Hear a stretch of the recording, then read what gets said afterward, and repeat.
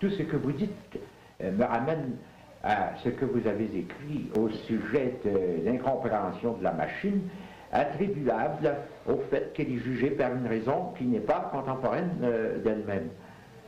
Oui, mais en fait, ce n'est pas seulement une raison, car il y a la raison, il y a le savoir. Pour comprendre un objet technique et pour avoir une attitude droite et juste envers lui, il faut d'abord savoir comment il est constitué dans son essence et avoir assisté à sa genèse, ou directement quand c'est possible, ou par l'enseignement. Or, il n'existe pas d'enseignement de l'histoire des techniques, c'est extrêmement regrettable. Et en plus de la raison, en plus du concept, de la pensée, de l'intelligence, il y a, au-delà du théorique, peut-être une certaine relation à la réalité technique, qui est une relation partiellement affective et émotive, et qui ne doit pas être non plus l'équivalent d'une relation amoureuse ridicule.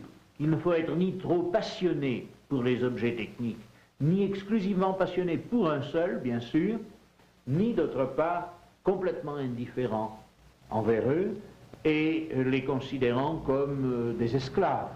Il faut une attitude moyenne d'amitié, de société avec eux, de fréquentation correcte et peut-être quelque chose d'un peu ascétique afin que l'on sache les utiliser même quand ils sont anciens, ingrats, et que l'on puisse avoir une certaine gentillesse pour le vieil objet qui mérite, sinon de l'attendrissement, tout au moins des égards dus à son âge.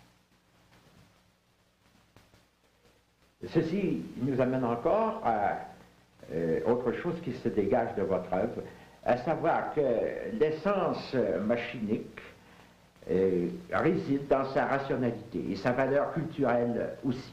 Est-ce que je vous interprète correctement?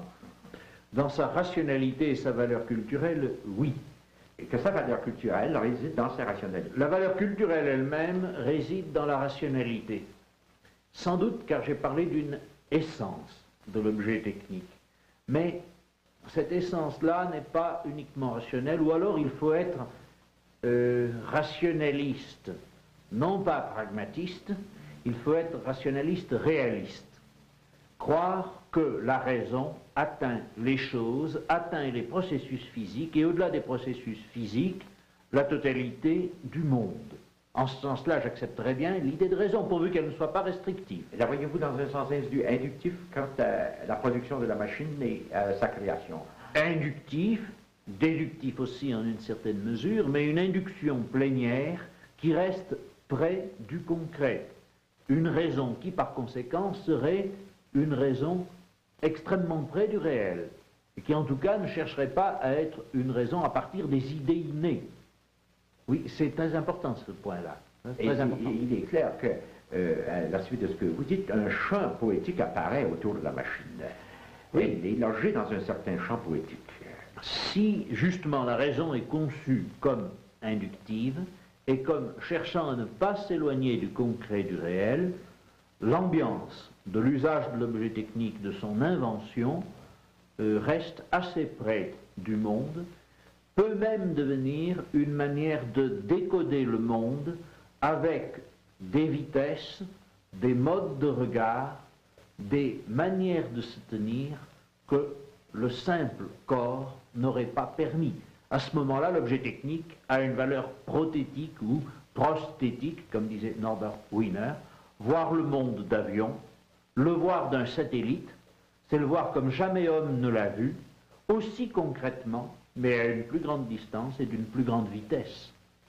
On ne saurait accorder de privilège à la bipédie pour voir le monde, ou au fait de passer en voiture. Tout est bon pourvu que l'on reconnaisse qu'il s'agit de vitesses et d'altitudes différentes.